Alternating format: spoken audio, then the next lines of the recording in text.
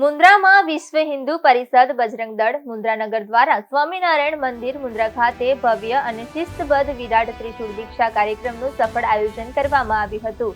કાર્યક્રમમાં ત્રિશૂળ દીક્ષાના આચાર્ય તરીકે શાસ્ત્રી શ્રી અશોકભાઈ યાજ્ઞિકે વૈદિક મંત્રોચ્ચાર સાથે યુવાનોને વિધિવત ત્રિશૂળ દીક્ષા અપાવી હતી.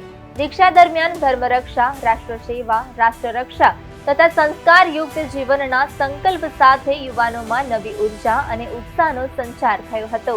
આ કાર્યક્રમને આશીર્વાદ આપવા પરમ પૂજ્ય શ્રી શામદાસજી મહારાજ, શ્રી કૃષ્ણપ્રિય સ્વામી તથા પરમ પૂજ્ય શ્રી મૃદુલા માતાજી ઉપસ્થિત રહ્યા હતા.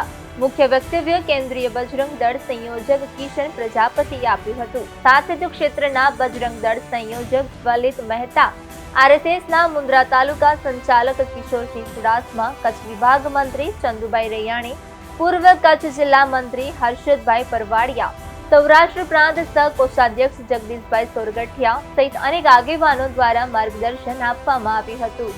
વિશ્વ હિન્દુ પરિષદ બજરંગ દળ મુન્દ્રા નગર દ્વારા આ કાર્યક્રમ મારફતે હિન્દુ સમાજમાં એકતા, સંસ્કાર અને ધર્મ જાગૃતિનો સંદેશ પ્રસરી રહ્યો હોવાનું આયોજકોએ જણાવ્યું હતું.